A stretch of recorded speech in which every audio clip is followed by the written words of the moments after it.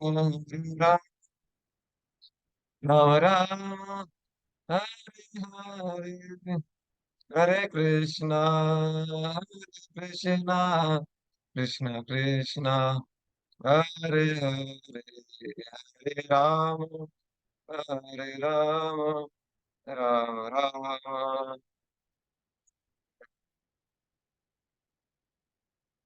जय राधा गोपीनाथ राधा गोपीनाथ श्री राधे। जय राधा गोपीनाथ राधा गोपीनाथ श्री राधे।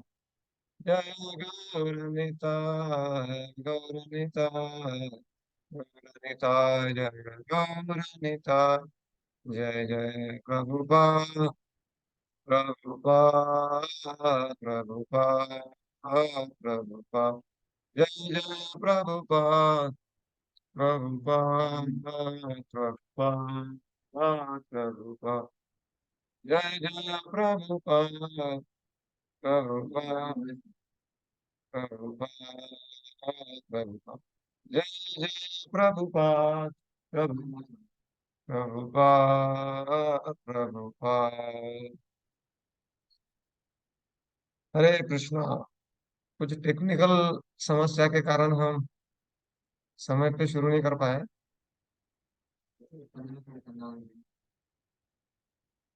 तो आप सुन पा रहे हैं कि कुछ एक वक्त अनम्यूट करके बोलेंगे तो पता चलेगा। कृष्ण प्रभु जी।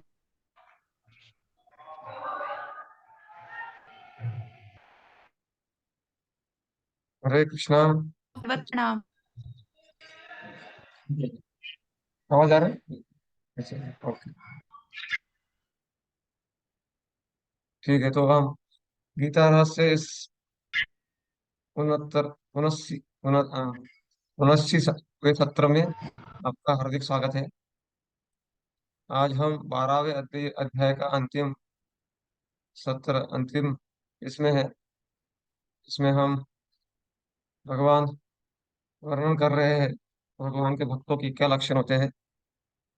तो यही लक्षण जो है भगवान के भक्तों के लक्षण भगवान को बहुत प्रिय है। इसी कारण से भक्त जो होते हैं भगवान को बहुत प्रिय होते हैं। तो जैसे हम देख रहे थे कि अर्जुन पूछ रहा था कि निराकार का ध्यान करना बड़ा श्रेष्ठ है कि साकार का ध्यान करना श्रेष्ठ है। तो भगवान कहे कि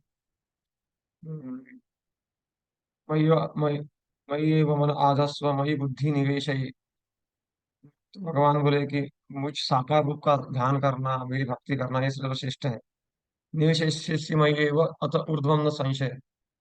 तो भगवान पिछले सत्र में हम देखे थे कि भगवान कहा कि तुम अगर अपनी बुद्धि और मन मुझ में नहीं लगा सकते तो तुम क्या करो, अथ चित्तम समाधातुम न शक्नोषि मयि स्थिरम अभ्यास योगेन ततो माम इप्साप्तुम धनंजय।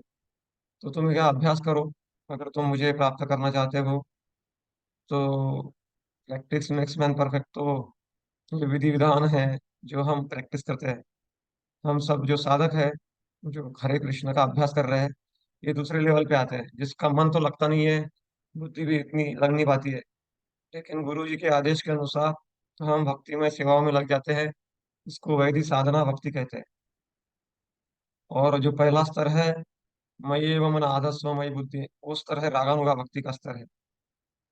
जिसमें स्वाभाविक भगवान की भक्ति में मन लग जाता है। तो भगवान तो बाद में ये भी कहते कि अगर तुमसे वो भी नहीं होता तो तुम क्या करो, मत कर्म कृत, मेरे लिए कर्म करो और मेरी भक्तिमय सेवाओं के लिए सहाय करो। जैसे मंदिर बनाना है या फिर ग्रंथों का वितरण है या भक्तों को सुविधा की बात है। तो डायरेक्ट भक्ति नहीं कर सकता तो ऐसा इनडायरेक्ट ऐसा भक्तिमय सेवा में कर। कोई कहेगा कि नहीं नहीं मुझे, मैं तो मुस्लिम हूँ, मैं तो क्रिश्चियन हूँ, मैं हिंदू लोगों को क्यों दूँ। तो उस फिर और एक कैटेगरी भगवान बोलते हैं। तो फिर ऐसा करो, जो गरीब लोग हैं जिसको बीमारी की दवाई की व्यवस्था नहीं रहती है तो उनकी दवाई की व्यवस्था कर दो। डायरेक्ट इसलिए बोल रहे हैं भगवान, भगवान बोल रहे हैं कि तुम जो पैसा कमा रहे हो स्वयं के शोषण की मतलब इंद्र तृप्ति के लिए मत करो, समाज सेवा के लिए लगाओ। तो वो भी उस लेवल पे भी जब देने की बात आती है तो उसको भी भगवान ने रिकॉग्नाइज मतलब सराहना की है उस चीज का कि कोई अगर समाज सेवा भी करता है। और फिर कुछ लोग बोलते हैं नहीं नहीं मैं वो भी नहीं करना चाहता, तो फिर आपको थोड़ा वैराग्य की आवश्यकता है, ज्ञान की। तो भगवान बोलते हैं कम से कम तुम क्या करो, ज्ञान का अनुशीलन करो, ज्ञान को समझो, और समझो कि सब कुछ जो भी है भगवान ने दिया है तुमको। तो इस ज्ञान के द्वारा फिर तुमको थोड़ा सा वैराग्य आएगा और तुम थोड़ा समाज के लिए भी कुछ करना चाहोगे। तो इस प्रकार से भगवान बता रहे थे। अभी भगवान फिर से वो फर्स्ट लेवल पे आ रहे हैं जहाँ पर भगवान बोलते मयि वो मन आदस्व मयि बुद्धि निवेश है। मतलब जो हमने 8वें श्लोक में देखा था, तो वहाँ पे भगवान अभी बताने जा रहे हैं 13वें श्लोक से 20वें श्लोक तक भगवान के जो उच्च कोटि के भक्त होते हैं उनके क्या गुण होते हैं। और भगवान स्वयं बोल रहे हैं कि वो लोग मुझे प्रिय है। प्रिय प्रिय बात बार बार इस श्लोकों में आ रही है। तो इसको बोलते हैं भक्त्याष्टकम, भक्त का अष्टकम। मतलब ये 8 श्लोक जिसने अपने जीवन में उतार लिए, मतलब समझ लेना चाहिए कि वो भक्ति में बहुत आगे चला गया। क्योंकि अ, ये श्लोक बोलना इसके बारे में आसान होता है, जितना इनके बारे में बोलना आसान होता है उतना ही कठिन इसको जीवन में लाना होता है। लेकिन बिगिनिंग, शुरुआत तो हम बोलने से कर सकते हैं। अगर पता ही नहीं रहेगा कि भगवान को क्या पसंद है, तो जो नहीं पसंद है वही हम भगवान को देते रहेंगे। तो यहाँ पर 8वें भगवान कह रहे हैं कि गुणों का वर्णन करते 13 से 19 श्लोक तक, और 20वें श्लोक में भगवान बोलते हैं कि जो भी इस प्रकार से भक्ति में सेवा में लगता है, कृष्ण को अपना जीवन का लक्ष्य बनाकर चलता है, वो क्या आता है, वो वो व्यक्ति मुझे क्या हो जाता है, बहुत ही प्रसन्न, मतलब प्रिय हो जाता है। तो, तो हम सबको अगर भगवान का प्रिय होना है तो इस श्लोकों के ऊपर थोड़ा हमको चिंतन करना पड़ेगा। तो शिल प्रभुपाद जी, विश्वनाथ चक्रवर्ती ठाकुर, बलदेव विद्याभूषण, श्रीधर स्वामी, वो अलग अलग अपने कमेंट्स, अपनी टीकाएं देते हैं इस बारे में। तो प्रभुपाद जी कहते हैं कि भगवान फिर से शुद्ध भक्ति के बारे में वर्णन कर रहे हैं अभी, पहले मतलब विशेष करके पहले 2 श्लोकों में। विश्वनाथ चक्रवर्ती ठाकुर कहते हैं कि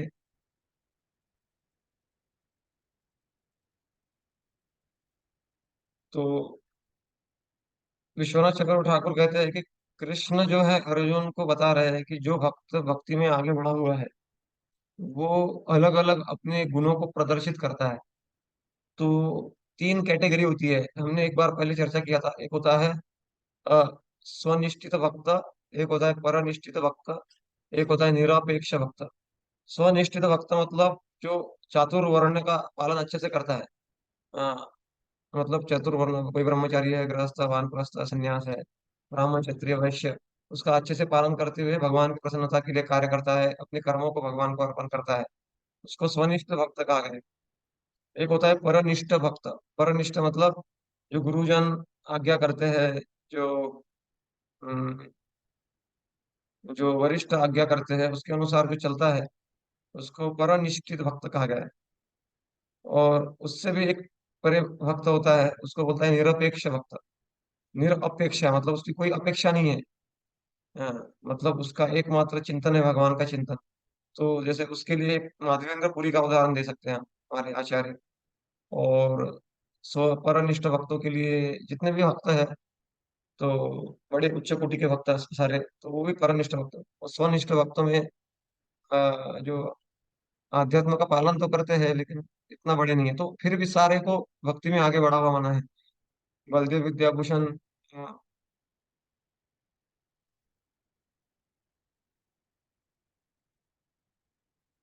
तो यहाँ पर बलदेव विद्याभूषण कहते हैं कि भगवान ने अभी अलग अलग लेवल बताया कि भक्ति के। पहले तो बोला कि मय्येव मन आधस्व, मुझ में मन लगाओ आप। वो नहीं जमता है तो फिर साधना करो, थोड़ा साधना करते करते मुझ में मन एक दिन लग जाएगा। तथा चित्तम समाधातुम। और वो नहीं होता है तो मेरे लिए कुछ सेवा करो, मेरे भक्तों की सेवा करो, मंदिर की सेवा करो। डायरेक्ट भक्ति नहीं होता है तो। और कोई बोलता है वो भी नहीं होता है तो कुछ ना कुछ तो समाज के लिए करो। वो भी नहीं होता है तो थोड़ा ज्ञान का अनुष्ठान, तो अलग अलग लेवल बताया। तो यहाँ पर बलदेव विद्याभूषण कह रहे हैं कि भगवान ये सारा बताने के बाद में, अगर कोई वास्तव में इस सारे भक्ति में गंभीरता से कुछ तो कर रहा है, कुछ तो पॉजिटिव उसमें है, तो उसमें ये गुण दिखाई देंगे। तो भगवान अभी लिस्ट दे रहे हैं। कुछ लोग अपने आप को धार्मिक मानते हैं, लेकिन धर्म के नाम पे हिंसा फैलाते हैं, धर्म के नाम पे द्वेष करते हैं, और भेदभाव करते हैं, तो ये सारा, या फिर क्रोधित हो जाते हैं, तो ये तो लक्षण नहीं है भक्ति के। तो इसीलिए अभी लक्षण दे रहे हैं। तो इसीलिए श्रीधर स्वामी ने भी कहा है कि तो ये जो गुण होते हैं, ये जो गुण होते हैं, ये डिवाइन ग्रेस, मतलब ये सारे गुण भगवान की कृपा को आकर्षित करते हैं। तो इसलिए ये गुणों को दो प्रकार है। एक तो हम इन गुणों के लिए अपने आप प्रयास करते हैं, और भगवान फिर उसको उस उन गुणों में प्यूरिटी लाते हैं। तो अपनी ओर से पहले प्रयास होना चाहिए, फिर भगवान की ओर से कृपा करके वो गुणों को वास्तवता में हमको प्रदान करते हैं।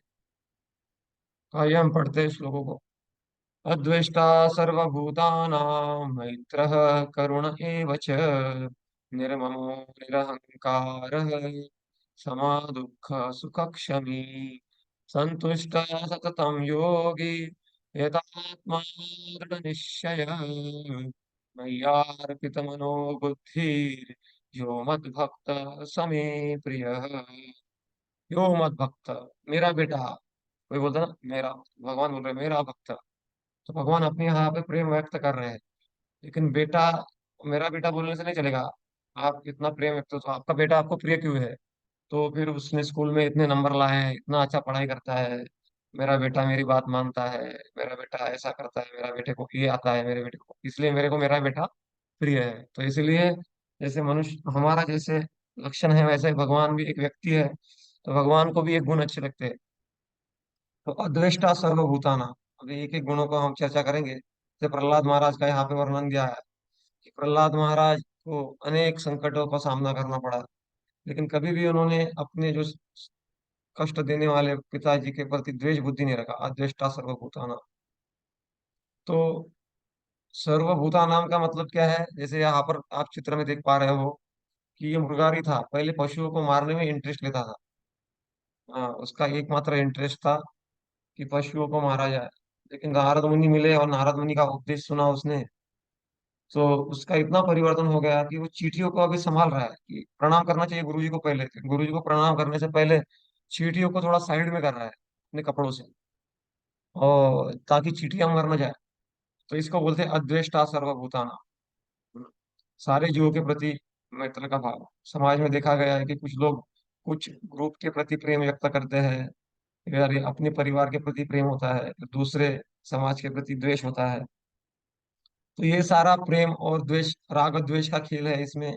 इससे जन्म बंधन के जन्म मृत्यु के चक्कर से व्यक्ति छूट नहीं पाता। आध्यात्म जो है ये बहुत ऊंची चीज है, जिसमें हर व्यक्ति के अंदर भगवान का कनेक्शन हम देखकर हर जीव के प्रति हमारे हृदय में दया विकसित होती है, हमारे भक्ति के प्रगति के अनुपात में।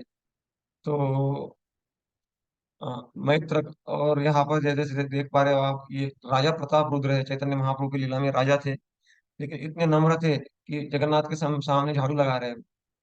तो वो अपने आप को मालिक नहीं समझते, ना उनका कोई अहंकार है कि मैं क्यों झाड़ू लगाऊं।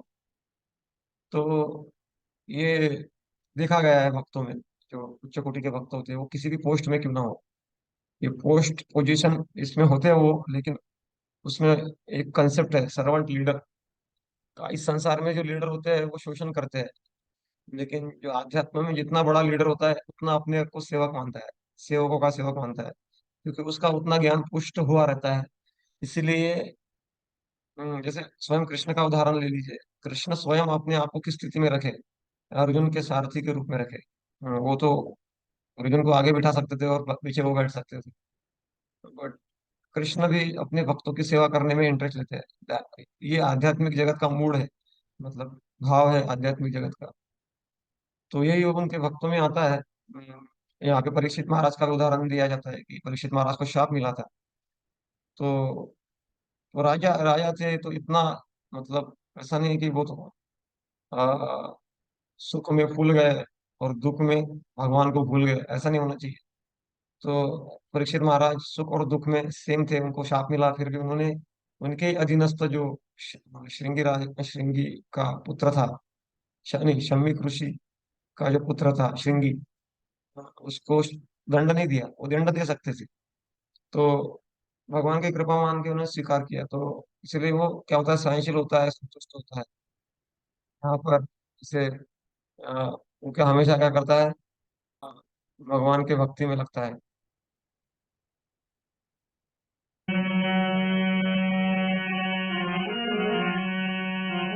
जैसे आप देख रहे हैं गोपाल की भक्ति में लगे हैं, पूजा अर्चना कर रहे हैं, तो ये हमेशा उसका ये रहता है कि कैसे मैं भगवान की प्रेममय सेवा करूं।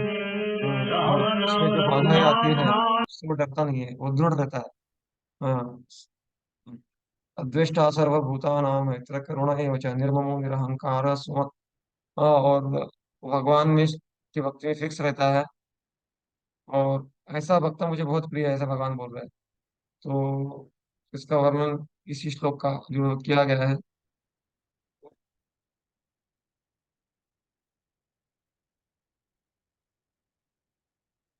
तो उसका भाव भी रहता है, सहनशील वो कैसा होता है। तो एक श्लोक है, यहाँ से भागवतम से प्रसिद्ध श्लोक है, उद्धृत किया गया है। तथेनुकंपा सुशभीक्ष्यमाणो भुञ्जान एवात्मकृतं विपाकं हृद्वाग्वपुर्वि विदधान नमस्ते जीवेतयो मुक्तिपदे सदाय भाव। तत्ते अनुकंपा, आपकी कृपा है, क्या कृपा है, जो मेरे जीवन में दुख आ रहे हैं भगवान आपकी कृपा है। तो ऐसा जो भक्त है वो उच्च कोटि की चेतना वाला भक्त ही समझ सकता है। नहीं तो फिर हमारे स्तर पे ज्यादातर तीन चीज बीएमडब्ल्यू होता है, एक बीएमडब्ल्यू कार होता है, एक बीएमडब्ल्यू मोड होता है।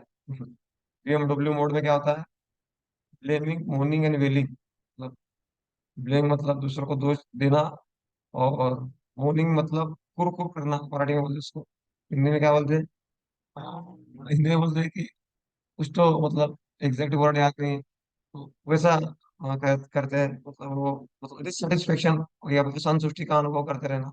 और वेलिंग मतलब चिल्लाना।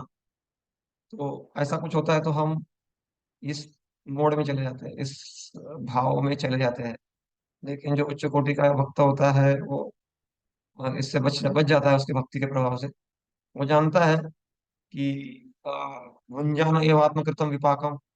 अ, आत्मकृतम मतलब मैं भोग रहा हूँ मेरे ही कर्म के फल। तो इसको बोलते हैं ज्ञान। क्योंकि अगर कोई पोस्टमैन हमको कोई न्यूज लेके आता है जिसमें हमारा कोई डियर एंड नियर वन शरीर छोड़ दिया है, तो पोस्टमैन को लाठी लेके मारेंगे क्या हम? या फिर कोई पोस्टमैन हमको 1 लाख का चेक लेके आया है तो उसमें से 1,000 2,000 पोस्टमैन को दे देंगे क्या हम? नहीं। तो लेकिन हमारा जीवन में ज्ञान के अभाव से हम ज्यादातर इसी में फंसे रहते हैं। कुछ कोई अपने को अपमान कर मान लेता है तो उसको हम मित्र मान लेते हैं, कोई हमारा अपमान करता है तो उसको शत्रु मान लेते हैं, उससे ईर्ष्या करते हैं। ये तो सारा चक्कर चलता है अज्ञान के प्रभाव में। लेकिन फिर भक्त जो होता है, जो ज्ञान में स्थित होता है, तो उसके ये सारे गुण यहाँ पे बताए गए हैं। प्रहलाद महाराज का भी विशेष करके वर्णन वर्णन बार बार आता है कि हिरण्यकशिपु इतना कष्ट दिया, लेकिन फिर भी अपने पिताजी के लिए वो प्रार्थना की। तो यह इस श्लोक के जो अलग अलग शब्द है यहाँ पे वर्णन चर्चा की गई। अद्वेष्टा, तो किसी के प्रति द्वेष की भावना उसके मन में नहीं रहती है। तो रामानुजाचार्य तो यहाँ तक जाते हैं कि वो कहते हैं कि कुछ लोग उसका खुद का द्वेष करते हैं, उसको पता है कि ये लोग मेरा द्वेष करते हैं, और उसको पता है कि ये लोग मेरे साथ गलत कर रहे हैं, फिर भी वो लोगों का द्वेष नहीं करता है। तो ये तो सामान्य धरातल पे नहीं होगा ये, जब तक हमारी भक्ति में गहराई नहीं आएगी तब तक नहीं होगा। हाँ। और मित्रता के बारे में बताया गया है कि मित्रता मतलब वो हर जीव के प्रति मित्रता का भाव रहता है उसका। मित्र करुणा, करुणा मतलब अ, वो करुणा का भाव रखता है, मित्र करुणा। मतलब इस संसार में क्या देखा गया है कि करुणा नहीं है। हम्म। नारद मुनि श्रीमद् भागवतम में कहते हैं, गुणाधिकम उदम लिप्सेत अनुक्रोशम गुणाधुना मैत्री समानात् अन्विच्छे न तापेरभिभूयते। अनु तो अब और से श्लोक चर्चा करने का भी समय तो नहीं है, लेकिन वो कहते हैं कि अनुक्रोशम गुणाधमा, गुण में जो अधम है मतलब हमसे कम है, उनके प्रति करुणा का भाव जो है होना चाहिए। लेकिन हम क्या करते हैं, उनको नीचा दिखाते हैं। और हमसे बढ़कर जो बड़े बढ़कर जो है बड़े हैं, चढ़े हैं भक्ति में, उनके प्रति हमारा क्या भाव रहता है, ईर्ष्या का भाव रहता है। इसी को भौतिक संसार कहा गया है। लेकिन प्रहलाद महाराज क्या है, उत्तमेशु देश शून्य समेशु मित्र ततया हीनोषु कृपालत्यर्थ। तो ये है, उत्तम जो है उसके प्रति द्वेष से मुक्त होना, उसके प्रति समता, सम लोगों से आत्मित्रता पूर्ण व्यवहार है, हीन लोगों से प्रति कृपालु भाव। तो यही निर्ममो निरहंकार, ये श्लोक जो हमने चर्चा किया, उसका हर श्लोक के लिए 2-2 घंटे का प्रवचन हो सकता है, हर नॉट श्लोक के लिए, हर क्वालिटी के लिए। एक अद्वेष्टा मतलब द्वेष रहित होकर निर्मत्सर, ये टॉपिक लेके 2 घंटे का प्रवचन किया जा सकता है। ये अद्वेष्टा सर्वभूता मैत्र मित्रता, इसके ये टॉपिक को लेकर 2 घंटे का प्रवचन किया जा सकता है। और वो भी हमारे स्तर पे, अगर और कोई महात्मा आ गया तो वो 7 दिन इसके ऊपर भागवत कथा भी कर सकता है, निर्मत्सरता के ऊपर। इसलिए गुण जो है ये बहुत ही बड़ी है। अभी तो आधे घंटे में पूरा तो नहीं होगा, हम थोड़ा सा फटाफट ले रहे हैं इसको। निर्ममः और निरहंकार। निर्मम मतलब उसका कोई अपने खुद का ऐसा कुछ मानता नहीं। इदम न मम। हाँ, तो मम, मम मतलब ममता रहित वो होता है। और इस श्लोक में मैं कुछ सुन रहा था, तो उसमें बताया गया था कि अद्वेष्टा सर्वभूताना मैत्र करुणा, मित्रता और करुणा। तो इस संसार में जब हम मित्रता करते हैं तो क्या होता है, हम उसके प्रति ममता कर बैठते हैं, बराबर है, ममता का भाव। ये मेरा दोस्त है, अभी मैं इसको मदद कर रहा हूँ, आगे चल के ये मेरा दोस्त मुझे मदद करेगा, तो निर्ममता आ जाता है ना। और निर्ममो निरहंकार। तो मैत्र करुणा, करुणा जो है, करुणा जो है, करुणा हम करते हैं जीवों के प्रति। किसी को देते हैं, दक्षिणा देते हैं, किसी को दान देते हैं, किसी को हेल्प करते हैं। तो संसार में देखा गया है कि किसी को मदद करने के बाद में हमारे सूक्ष्म सिस्टम में क्या हो जाता है, अहंकार आ जाता है कि मैंने ये किया, मैंने वो किया, मैंने इसको मदद किया, मैंने उसको मदद किया। तो ये होता है, करुणा करने के साथ साथ हमारा अहंकार बढ़ जाता है। लेकिन भगवान साथ में ये भी बोल रहे हैं कि मैत्र करुणा निर्ममो निरहंकार। मतलब मित्रता तो रखो, लेकिन मित्रता वो ममता वाली नहीं होनी चाहिए। और करुणा तो करो, लेकिन करुणा अहंकार वाली नहीं होनी चाहिए।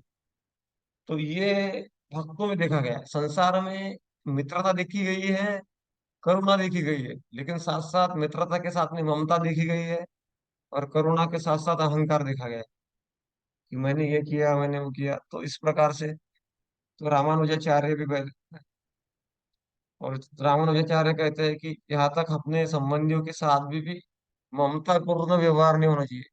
स्नेहपूर्ण व्यवहार हो सकता है, लेकिन ममता एकमात्र हमारी ममता केवल भगवान के लिए होनी चाहिए। सम दुख सुख दुख सुख, जैसे यहाँ पर चित्रकेतु महाराज का प्रसंग आता है।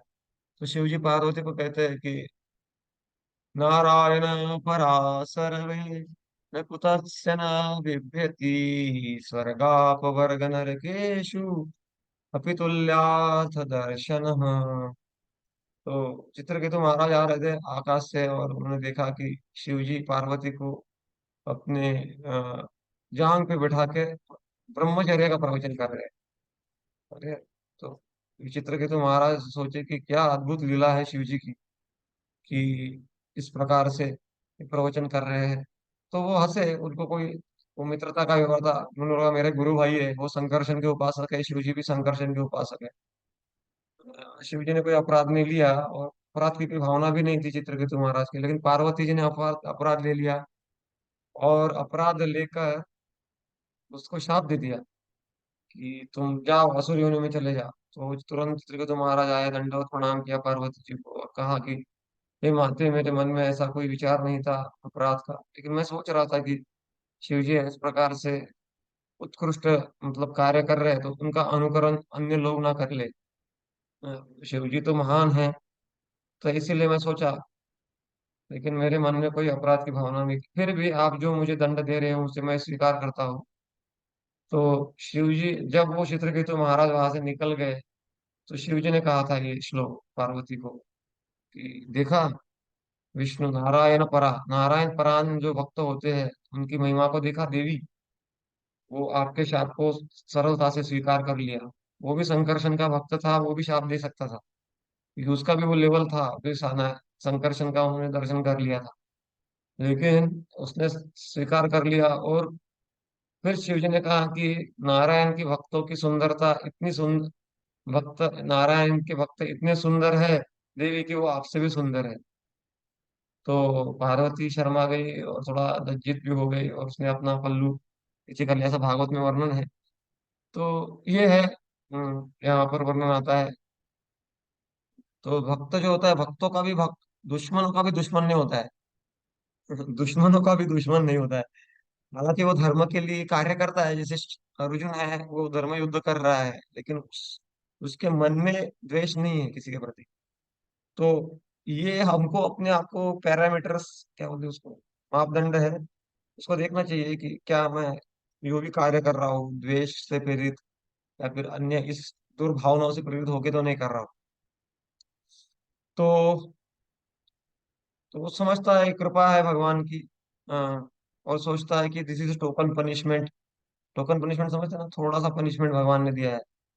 एक बार कोई वक्त सब्जी काट रहा था किचन में, तो उसका हाथ कट गया, तो प्रभुपाद के पास में गया। प्रभुपाद के समय की बात है। तो गया कि प्रभुपाद मेरा उंगली कट गया, मैं भक्ति कर रहा हूँ फिर भी मेरा उंगली कट गया। कृष्ण कैसे कष्ट दे सकते भक्तों को। तो प्रभुपाद ने कहा, एक मूर्ख, तुम्हारा तो पूरा हाथ कटने वाला था, उंगली कट गया, तो तुम धन्यवाद देना चाहिए भगवान। तो इस प्रकार से हमेशा भक्त जो होते हैं पॉजिटिव साइड को देखते हैं। शमी, क्षमा का गुण होता है उसमें, जो, तो शमी इस यहाँ पर जो है, वो परीक्षित महाराज के प्रसंग का वर्णन हो रहा है कि परीक्षित महाराज ने क्षमा कर दिया श्रृंगी को। और सम्मिक ऋषि जो थे, उन्होंने भी जब सांप देखा तो उतना उनको टेंशन नहीं आया, उन्होंने फेंक दिया सांप। उन्होंने भी क्षमा किया। लेकिन वो जो मूर्ख था, श्रृंगी, जिसको इतना ज्ञान नहीं था, वो क्रोध हो गया, क्रोधी हो गया। तो ये अभाव होता है, भक्ति के अभाव से सारे दुर्गुण भी प्रकट होते हैं।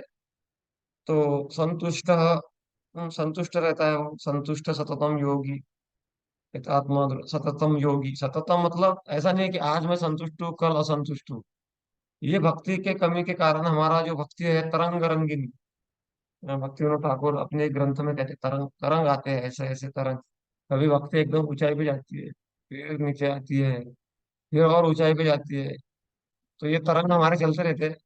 स्टिल ऐसा कहा जाता है, something is better than nothing, English में कहा, तो मतलब कुछ रहने से कुछ नहीं रहना अच्छा है। तो हमारा जो है, हमको प्रयासरत रहना चाहिए, लेकिन हम सतत योगी, संतुष्ट सततम जो है वो, जो भक्त भक्ति में स्थित है, स्थिर है भक्ति में, उनका लक्षण बताया गया है यहाँ पर।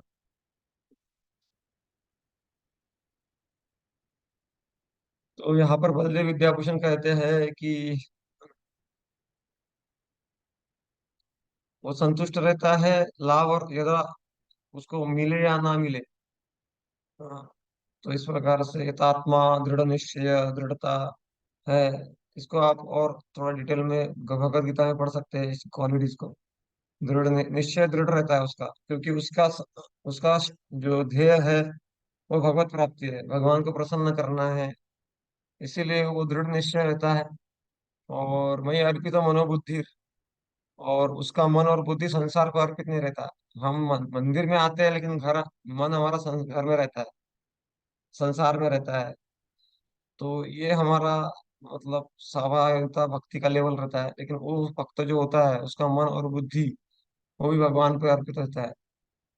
तो कैसे हम इस स्तर को प्राप्त कर सकते हैं? तो फिर बताया गया, ABCDEFGHIJ के, आई FGHIJ यहाँ तक है। तो 16 माला जप करना, 64 नियम, 64 जो भक्ति रसायनों को सिंधु में नियम दिए हैं वो करना, भागवतम ग्रंथों का अध्ययन करना।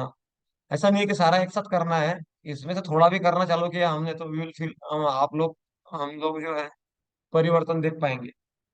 विग्रह को सेवा करना, विग्रह को प्रार्थना करना, और जो अनुकूल है उसको स्वीकार करना, प्रतिकूल को त्याग करना। तो इस प्रकार से ये सारा जब हम करते तो वैधि भक्ति से फिर हम अ, भगवान की कृपा को आकर्षित करते, इन गुणों को विकास कर सकते हैं। क्योंकि ये जो है वैधि भक्ति से जो ऊपर का आवरण निकल जाता है, और हमारा स्वाभाविक प्रेम, जैसे एक लोहा है चुंबक के प्रति स्वाभाविक आकर्षित होता है, वैसे हमारा स्वाभाविक प्रेम है भगवान के प्रति। नित्य सिद्ध कृष्ण प्रेम साधु को गुण श्रवण आदि सिद्ध चित्ते कर उदय।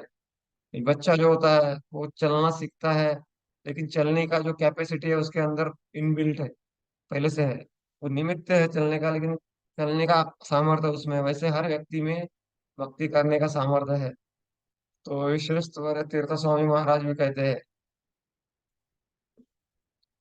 जो भी भक्ति में आगे बढ़ना चाहता है, ऐसा नहीं है कि मैं नाम जप करूंगा और ऑटोमेटिक सब कुछ हो जाएगा। उसको अपने इस गुणों के विकास में भी प्रयासरत रहना चाहिए कि मैं कितना नम्र हो रहा हूँ, कितना क्रोध से मुक्त हो रहा हूँ, कितना लोभ से मुक्त हो रहा हूँ, कितना द्वेष से मुक्त हो रहा हूँ। इसके ऊपर उसको काम करना चाहिए। हालांकि इसका 100% तो भगवान की कृपा से आएगा, लेकिन हम अपनी ओर से प्रयासरत है कि नहीं, ये भी भगवान देखते हैं। तो इसलिए ऐसे दुर्गुणों को स्थान न देके सद्गुणों की ओर बढ़ना चाहिए। भगवान कह रहे हैं 15वें श्लोक में, यस्मान्नो द्विजते लोको लोकान्नो द्विजते च यः हर्षामर्ष भयोद्वेगैर् मुक्तो यः स च मे प्रिय। तो यहाँ पे भगवान बोल रहे हैं, सीधा सीधा अर्थ है इसका ये है कि जो दूसरों को तकलीफ नहीं देता या फिर उद्विग्न नहीं करता, और दूसरों ने उद्विग्न किया तो वो खुद उद्विग्न नहीं होता। तो काफी बार क्या होता है कि हम तो दूसरों को उद्विग्न नहीं करते हैं, और हमको लगता है कि हम अच्छे हैं, लेकिन फिर लोग आको हमको उद्विग्न करते हैं और हम उद्विग्न हो जाते हैं। ये भी एक लक्षण है कि हम भी वो लेवल पे नहीं आए हैं। क्योंकि डिस्टर्ब होना ये भक्ति का लक्षण नहीं है, लेकिन हम डिस्टर्ब हो जाते हैं। ये भी इंडिकेशन है कि सिंहावलोकन, इंट्रोस्पेक्शन बोलते हैं उसको, कि जान लेना चाहिए कि हमारा लेवल अभी नहीं है। और उसको लेकिन नहीं है तो इसका मतलब नहीं है उसी स्तर पे रहना है। लोकान्नो द्विजते च हर्षामर्ष भयोद्वेग। हर्ष अमर्ष मतलब दुख, भय, इससे मुक्त रहता है वो व्यक्ति। अरे रे, कोठरी में डाल दिया। तो ये नारायण के बारे में बताया। नारायण, नारायण प्रहलाद महाराज को सांपों से मारने का प्रयास किया गया, और शेर, सूखे शेर को भेजा गया, फिर भी प्रहलाद महाराज डिस्टर्ब नहीं थे। क्यों? क्योंकि उनका स्मरण कृष्ण का स्मरण था। अरे रे, हर जीव में भगवान का जो है वो स्मरण कर पा रहे थे। और हाँ, उनको पानी में डाल दिया गया, हाथी से फेंकने का प्रयास किया गया। तो ऐसा वक्त मुझे बहुत प्रिय बोल रहे हैं। और, और वो सबको प्रिय होता है। तो बहुत सारी कमेंट्रीज है इसमें, इसको पढ़ने का समय नहीं अपने पास।